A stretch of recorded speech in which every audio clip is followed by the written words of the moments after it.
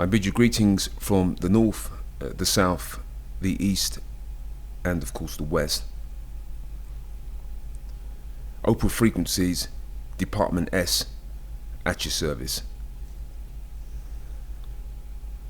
Well, on this particular occasion, Department S is about to embark upon an investigation into black supremacy, white supremacy, and most important of all, supreme divinity, wherein black supremacy is positive, white supremacy is negative, and supreme divinity is therefore neutral. Well, because it's important to ensure the listener engages to the fullest extent, that would suggest ensuring the use of the language resonates with the clarity throughout. And this is going to involve explanation. So, because there is a possibility that some people are not going to quite grasp the true meaning of the word positive or negative, or for that matter neutral, let us take some time now, by way of hall of repetition, to reheat the basic understanding of what these terms actually mean in terms within the scope of this work. Now, when it comes to positive, this implies the transmission of something. When something is referred to as being positive, it's speaking about the transmission of something. So black supremacy, insofar as conscious organic life, was perceived as the transmission of something into this world, into this contained planetary environment. When it is suggested black supremacy was a transmissive thing, a masculine thing, which entered into the natural circumstance of organic life, this is what is meant by using the term positive. It's a transmissive thing, positive. Then the philosophical curio notion is presented, which suggests immediately preceding the masculine appearance of black supremacy came the feminine expression, which emerged out from the masculine expression, which was white supremacy. And white supremacy then is feminine in relation to the process of positive, negative, and neutral.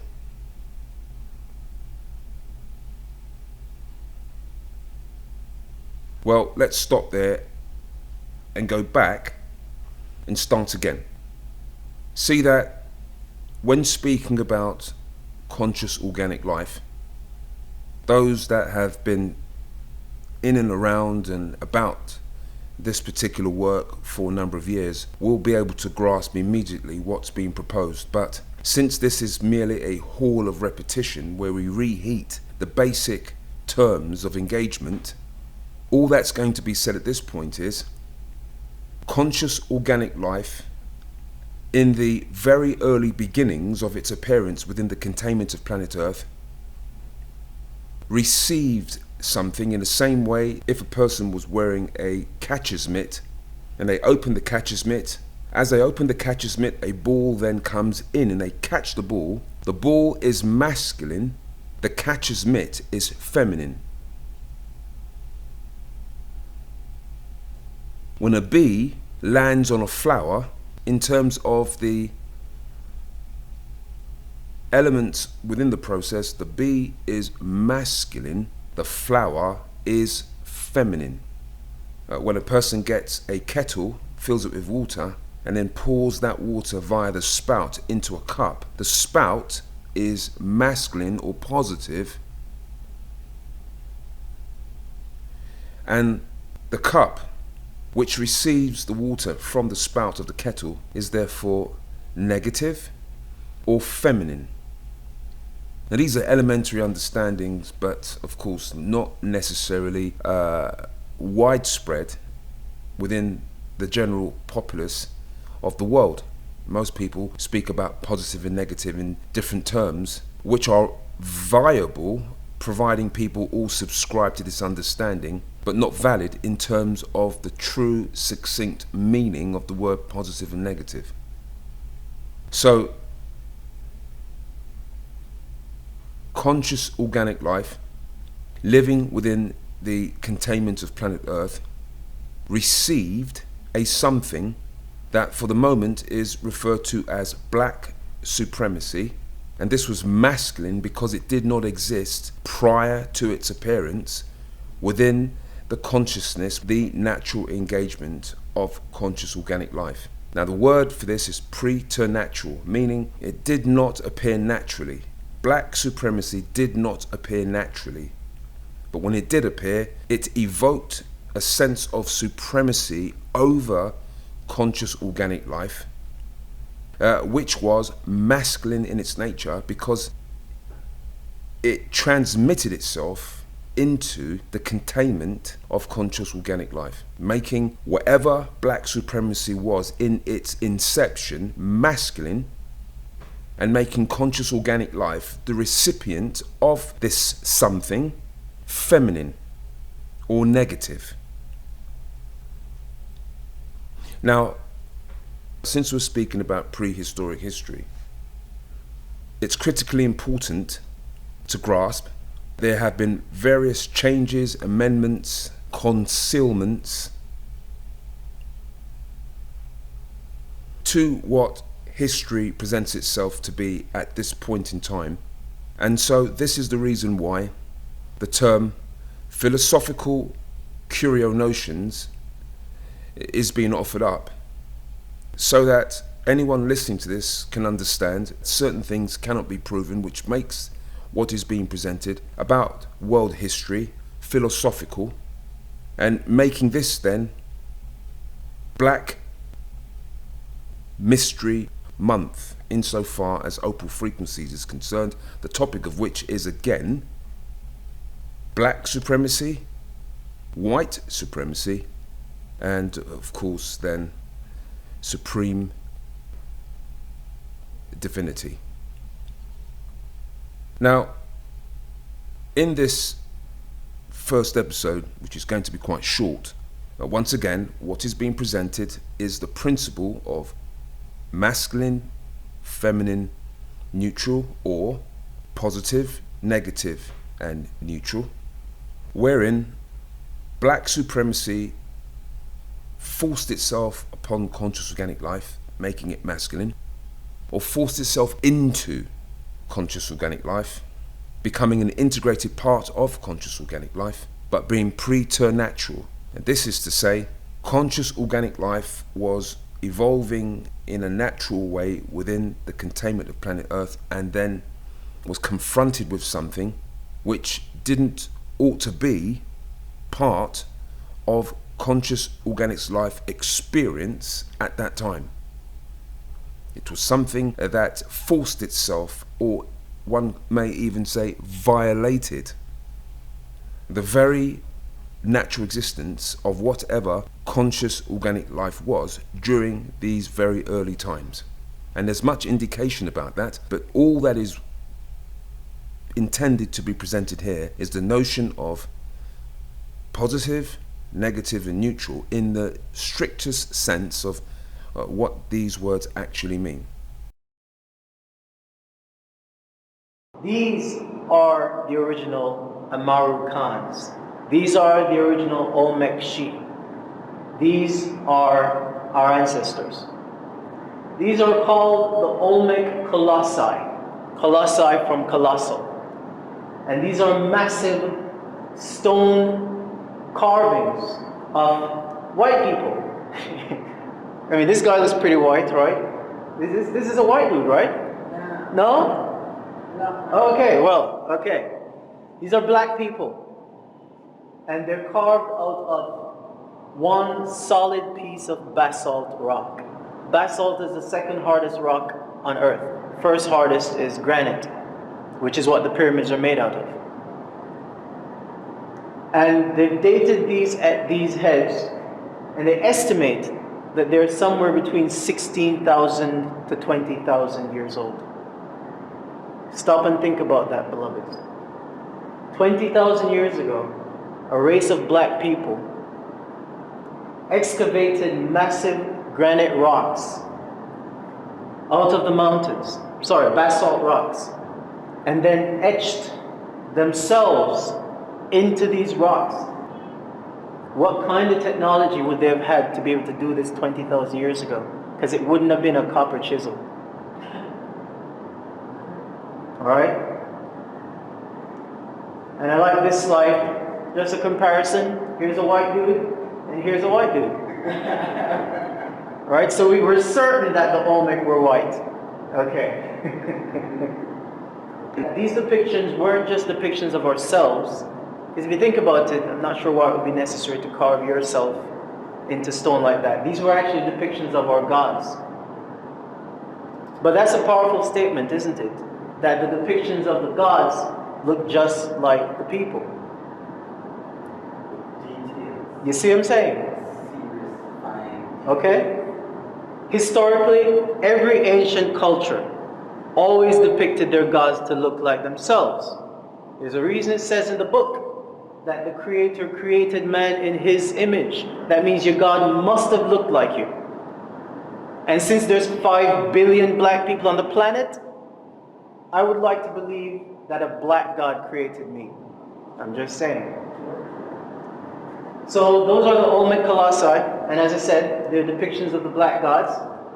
And the people were the builders of civilizations. They were not primitive. Primitive people couldn't do that.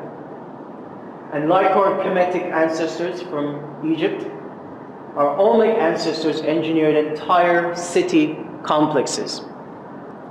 Thousands of years before Europeans crawled out of their caves. Well, having been confronted with the masculine or positive black supremacy, which forced itself upon the appearing self-consciousness of conscious organic life, mankind, this then began to develop within mankind, and it produced what is being referred to currently as white supremacy. That being then the result of something being conceived within the mind of conscious organic life previously. So this is very much like a man meeting a woman, having sex with the woman, and the woman producing a child. When the woman produces the child, it's directly related, directly correlated, and directly connected to the experience that was had previously. So this is why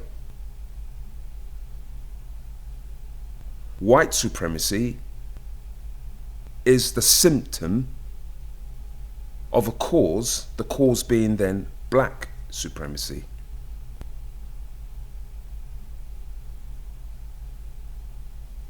And the astute within the present company will now grasp why it is then that neutral must be then greater than the sum of the parts. So if black supremacy came first, making it masculine, appearing in the world as masculine, white supremacy then comes about as a result of what took place. The symptom, in that sense, the effect caused by black supremacy. But then, of course, one will now appreciate that there must then be a resolving of these two experiences, that being masculine and feminine, or positive and negative, which is then supreme divinity, that being what conscious organic life was predestined to accomplish in terms of what legitimate and valid supremacy might actually be. Well, of course, this suggests that if the preternatural intervention of black supremacy did not appear, conscious organic life would have gained a position through the natural refinement, development, and evolution of conscious organic life throughout the millions of years, to the point that supreme divinity would have been the product of each individual life that had truly become individual. This suggests the blueprint for conscious organic life is supreme divinity as a result of one's individual journey to that point. However, as it's already been said, something of a preternatural nature took place very early on in the very beginnings of the journey of conscious organic life as an organism, which caused something to remain integrated into the very fabric and DNA of conscious organic life, which produced a sense of supremacy that was not to do with one's own development and the fact that what one was connected to evoked a sense of supremacy in a person, because that which was supreme was influencing the life and causing the life then to become divine, wherein the supremacy is not personal and certainly isn't something that is subjected upon others who are then viewed as lesser. This is what has taken place in the degenerate affairs of conscious organic life. So let it be clear, whether a person is on one side of the fence, that being black supremacy, as we speak, or positions themselves subjectively on the other side of the fence, which is white supremacy, again, as we speak, within the world, there are so-called individuals who cleave to certain physical facts and have manufactured in themselves a rhetoric which legitimizes their feelings and thoughts about their own supremacy based on the color of their skin. This is what is happening today. Whether a person is black or whether a person is white, whether a person subscribes to black supremacy or white supremacy, the fact that the human race has split into this extreme polarization based on something as expendable as the color of one's skin speaks for itself. But know that the origins of this mentality, the origins of these isms and schisms, derive from a time within the histrionic of conscious organic life, which, although it may not be conscious, has a very strong effect upon the subjective mindset of any life identified with the fact of their physical appearance. So this then is the first segment of the investigation into black supremacy, which came first, which again appeared first within the realms of conscious organic life at a very, very early stage that was arbitrarily referred to as prehistoric. This then led to the equal and opposite expression of black supremacy, which is what is being referred to and recognized by some today as white supremacy.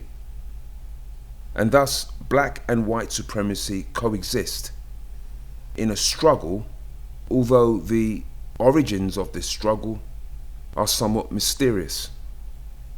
But let it be known, whether a person considers themselves to be a black person, a white person, or any other person, despite a person identifying the existence of white supremacy, or for that matter, black supremacy, see that both of these elements are not greater than the sum of their parts, which is the conscious evolution of supreme divinity.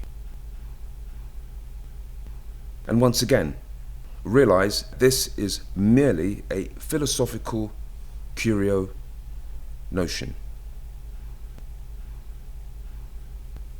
Until next time, this is, of course, OPAL frequencies, as I would say.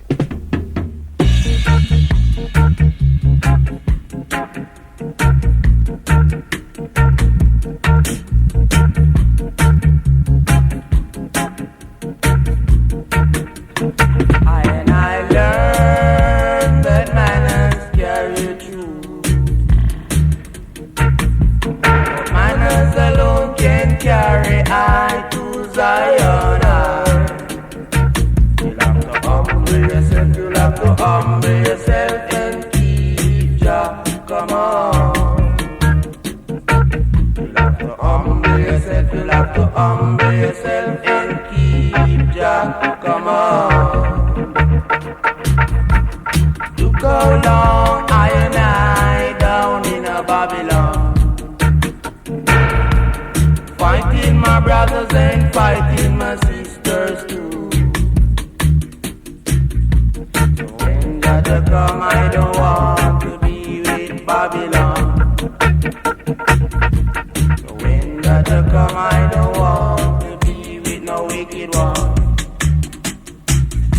So humble yourself, you'll have to humble yourself and keep Jah, come on. You'll have to humble yourself, you'll have to humble yourself and keep Jah, come on.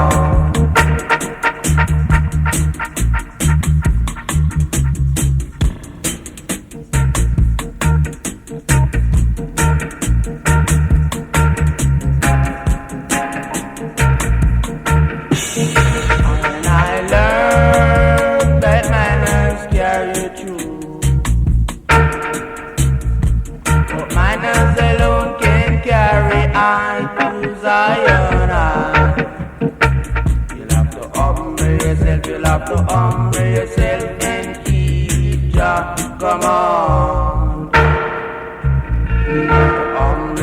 You'll have to humble yourself and keep Jah, come on. Look how long I and I down in a Babylon,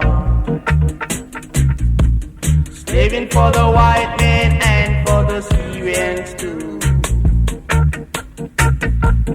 When Jah to come, I don't want to be with Babylon. When Jah to come, I don't want to be with no wicked one.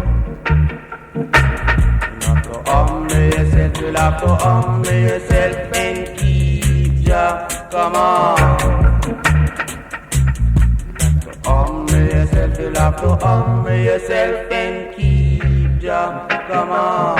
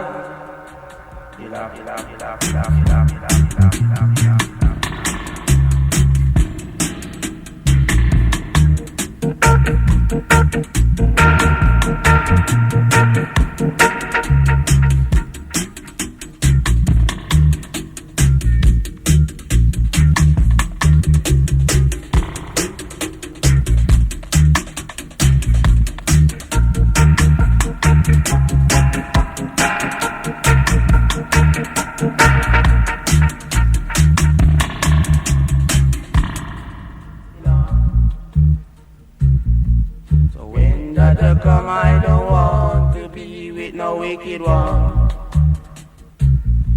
So humble yourself, you'll have to humble yourself and keep Jah, come on.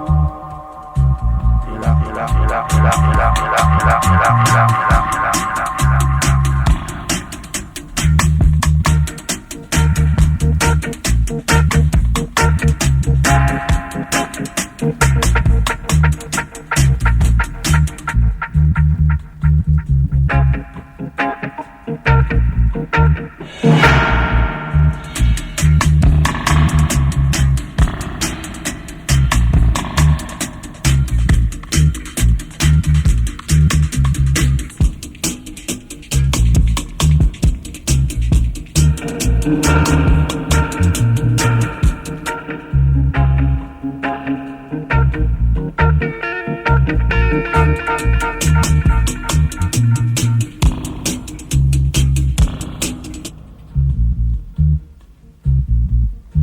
how long I and I down in a Babylon.